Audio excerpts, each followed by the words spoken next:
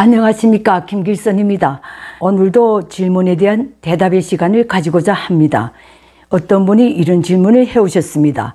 북한은 세금 없는 나라인데 재정 수입은 어떤 경로로 이루어지는지, 외화벌이 일꾼들이 벌어들이는 외에 내부에서는 외화가 어떻게 모금되어 중앙으로까지 올라가는지, 국가 재정의 분배는 어떻게 작동하는지, 그 다음에 북한 재정 예산 규모, 거기에 군비가 재정 예산에서 차지하는 비용이 제일 높다는데 몇 퍼센트 정도 차지하는지, 그리고 지방 재정의 수입과 분배는 어떻게 해결되는지 여러 질문을 올려주셨습니다. 이분의 질문에 대해서 하나하나 대답을 한번 해보겠습니다. 북한은 세금이 없는 나라인데, 맞습니다. 북한은 공식적으로 세금이 없습니다. 세금이 없는 이유는 나라가 잘 살아서 세금이 없는 게 아니고요. 북한의 모든 생산 수단과 지역 건물 하나에 이르기까지, 트랙터 한 대에 이르기까지 몽땅 국가적 소유로 돼 있기 때문에 개인이 거기에 해당한 세금을 낼 필요가 없습니다. 소유권자가 세금을 내는 겁니다, 국가에. 근데 이거는 전이민족 소유하고, 이 전이민족 소유라는 말은 한마디로 말해서 국가적 소유라는 소리입니다. 그 다음에 협동적 소유가 있는데 협동적 소유도 국가적 소유의 한 형태입니다. 때문에 북한에 자기 사적 재산이 없는 북한 주민들은 세금을 낼 필요가 없는 것입니다.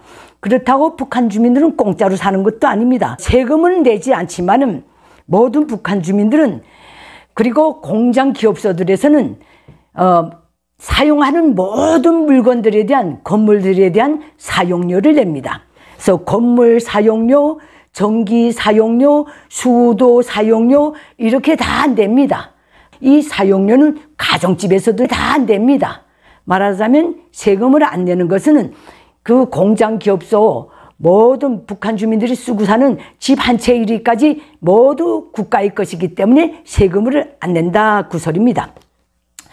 그러면 두 번째 질문입니다. 재정 수입은 어떤 경로로 이루어지는지, 이 문제입니다. 이 역시 같습니다. 북한의 모든 것이, 인민의 생명 재산까지도 국가의 소유로 되어 있는 북한에서는 이 재정 수입이 다 국가의 이력적인 관리하에 이루어집니다. 그러니까 모든 공장 기업소와 농장, 협동농장, 중소공장들에서 생산 활동을 벌려서 나오는 모든 생산물을 국가가 독점하고 처리합니다. 처리하는 과정에 노동 활동에 참가했던 그 직업 주민에 대해서는 한 달 생활비를 지출합니다. 그리고 그 나머지 모든 돈은 모조리 국가가 빨아들여갑니다. 국가재정위원회가 이것을 관리하는 곳입니다. 그러니까 국가재정위원회에서 전국에서 벌어들이는 모든 수익이 창출되는 것을 몽땅 독점하고 거기에 대해서 다 처리합니다. 말하자면 재정 투자도 다 거기에서 일단은 국가계획위원회와 합의하에 다 규정합니다. 북한 주민들은 생활비 형식으로 주는 월급만 받고 모든 것이 다 국가가 독점하다 나니까 분명한 것은 개인 사적 소유에서 이루어지지 않고 국가가 독점한 상황에서 국가가 모든 것을 독점한 조건에서는 거기에 의해서 나오는 산출물들도 다 독점한다는 거, 그리고 거기에 자기네 국가의利益에 맞게 분배한다는 거, 재정 정책을 집행한다는 거, 이 정도로 말씀드리겠습니다. 그 다음에 외화벌이 일꾼들이 벌어들이는 외에 내부에서 외화는 어떻게 모금되어 중앙으로 올라가는가, 이 문제입니다.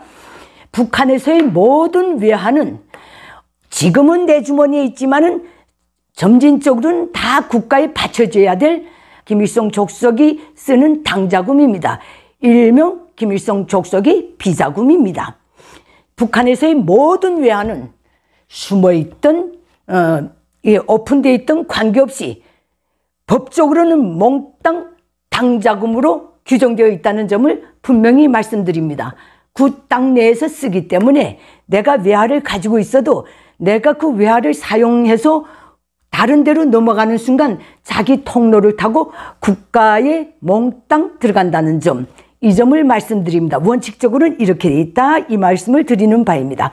북한 김일성 족속은 무한대로 외화를 필요로 합니다. 일단 수령이 향락 생활에 절대적으로 필요한 것이고요. 그 다음엔 핵심 기득권들을 항상 선물을 주면서 수령의 운덕과 배려를 강조하면서 은혜를 입히기 때문에 거기에 필요한 외화도 다 이 당자금에서 나오는 것입니다. 그리고 핵, 미사일 등 전쟁 준비에 필요한 해외에서 사두려는 모든 물자들을 이 외화로 충당합니다. 그래서 언젠가 김정일은 당자금은 조국 통일 자금이라고까지 규정했댔습니다. 이렇게 김일성 족속은 정말 무한대로 당자금을 필요로 합니다. 오늘날에 와서 당자금이 고갈될수록 저체지가 약화되게 돼 있다, 이렇게 보시면 될 것입니다.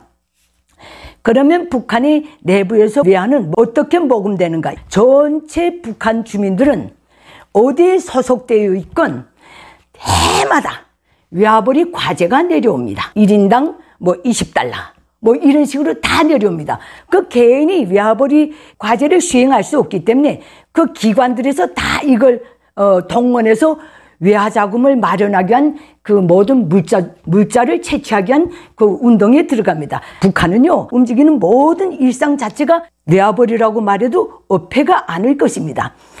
모든 공장 기업소에 외화벌이 과제가 다 하달됩니다.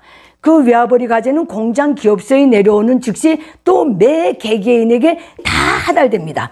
그런데 이거 개별적으로 할 수 없기 때문에 다 집단적으로 이 외화벌이에 나갑니다. 사금 캐는 문제도 있고 송이버섯, 바다지렁이, 비단개구리, 무슨 별의별 외화로 전환할 수 있는 모든 자원을 다 캐치해내서 이것을 이제 외화벌이 기관들을 통해 가지고 해외 수출하거나 외화로 바꿔가지고 당중앙위원회 재정격리부 선을 타고 그 외화들이 수령 족속에게로 올라가게 되어 있습니다. 이 외화벌이는 학생들도 예가 아닙니다. 중고등학교 학생들도 외화벌이 과제를 다 안고 있습니다. 그래서 솔분가루 채취하는 것도 외화 때문에 다 하는 거고, 이 말씀을 드립니다. 대학생들도 다 외화벌이 과제를 안고 있습니다. 이 외화벌이 과제를 북한에서는 충성의 외화벌이 운동이라고 규정하고 있습니다.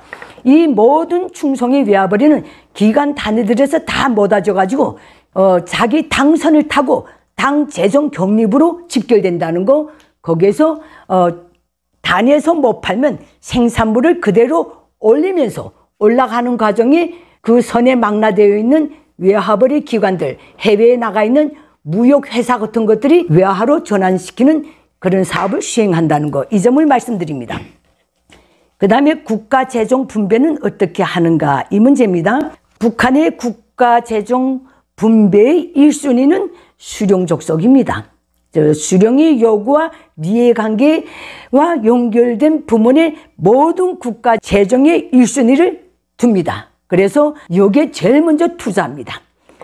말하자면 수령 향락생활, 수령 우상화, 핵, 미사일 개발, 그 다음에 전쟁 준비, 여기에 국가 재정 분배에서 최고의 우선순위를 둔다는 점을 말씀드립니다.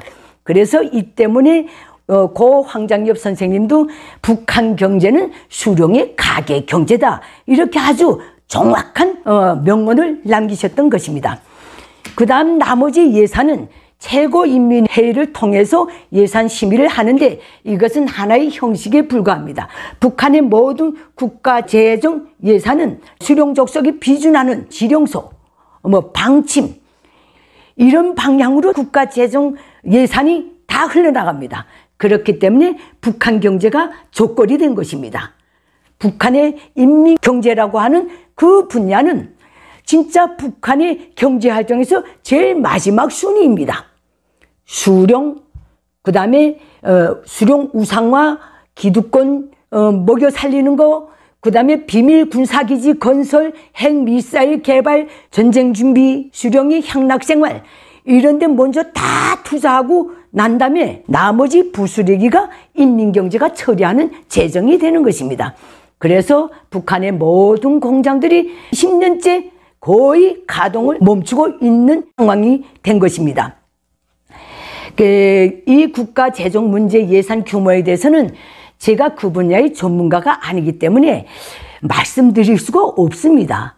분명 재정 예산 규모라는 게 있겠는데요. 여러 탈자들한테 수소문해 보니까 이 분야에 대해서는 딱히 아는 분이 없더라고요. 그래서 재정 예산 규모에 대해서는 직관적으로 보면 오늘 북한의 경제 상황이 곧 북한 재정 예산의 규모라고 보시면 됩니다. 모든 국가 경제가 다 이제는 통째로 드러내고 다시 수립하지 않으면 가동이 불가능한 상황에 왔다. 이것이 오늘날 북한의 재정 예산 규모를 말해주는 하나의 진실이라고 보시면 될 것 같습니다. 그 다음에 군비가 재정 예산에서 차지하는 비율. 이것 역시 제가 정확히는 모르겠는데요. 북한의 재정 상태에서는 김일성 족속과 노동당이 군국주의, 전쟁 준비, 핵 보유국을 지향하고 있는 조건에서 평균 군비는 아마 국가 예산이 30% 이상이 될 것 같습니다. 이 얘기에 대해서는 황장엽 선생님을 모시고 대한민국의 정치망명하신 전 조선노동당 중앙위원회 자료연구실 부실장이셨던 김덕홍 선생님이 밝힌 바가 있습니다. 이 문제에 대해서도 제가 정확히는 말씀드릴 수 없습니다. 민수인 경우에도 재정 예산이 집중된다 하는 경우도 북한의 모든 기관 중요한 공장들은 민수, 군수, 병진 공장들입니다. 이 공장들의 국가 예산이 들어가는 경우도 첫째로 모든 생산 라인에서 군수 생산 라인을 먼저 돌리는 원칙이 존재한다는 것, 즉 당위 군사 제일주의 노선이 북한의 모든 경제 활동이 최고의 슬로건이라는 점을 감안할 때는 민수경제에 투자되는 국가 재정도 그 절반 이상은 이 공장들의 군수 라인을 가동시키는데 투자한다고 보시면 될 것 같습니다. 그 다음에 이분은 또 지방 재정의 수입과 분배에 대해서 물어보셨는데 이 문제 역시 지방 재정도 똑같습니다. 다 국가가 일괄적으로 장악하고 지방 재정도 다 관리합니다. 제일 중요한 부분의 재정을 일단은 먼저 돌리고 그 다음엔 지방 재정, 지방 산업공장들에 대한 그 재정 문제를 그 다음에 아마 둘 것입니다. 그래서 이게 북한 국가 경제는 지방 재정이 따로 있고 중앙 재정이 따로 있는 것이 아니라 모든 재정을 국가가 독점하고서 집행한다는 거, 이 문제에 대해서 말씀드리겠습니다. 그리고 이제 지방에는 지방 산업 공장들이 많은데 여기서 벌어들이는 재정도 그 지방의 생활 향상에 절대로 투자 안 된다는 거, 일단은 중앙에 올라가고 다시 재예산을 받아서 내려온다는 거, 이런 시스템이기 때문에 중요 부문의 재정이 부족할 경우는 이 지방산업공장의 재정을 무자비하게 자릅니다. 그래서 오늘날 놓고 보면 북한의 지방산업공장들은 거의 다 성격이나 같습니다. 매 지방에 술공장도 있고 간장, 된장 공장도 있지만은 이 공장들이 가동돼서 북한 지방 주민들이 간장, 된장을 공급받아 먹고 있다는 소식을 저는 북한에 있을 때도 대한민국에 온 오늘날까지도 들어보지 못했습니다. 이 정도로 이 문제에 대해서 제가 아는 것 원리적으로 답변을 드려봤습니다. 감사합니다. 내게 북한 인민들에게 호소합니다. 당장 80년이 되어오는 김일성 족속 노예 체제를 끝장낼 때가 되었습니다. 북한 인민이 진정한 자유 해방을 위해 공포를 딛고 힘을 모아서 김일성 족속을 반드시 몰아냅시다. 그 길에서 도움이 필요하신 분들은 언제든지 손을 내밀어 주십시오.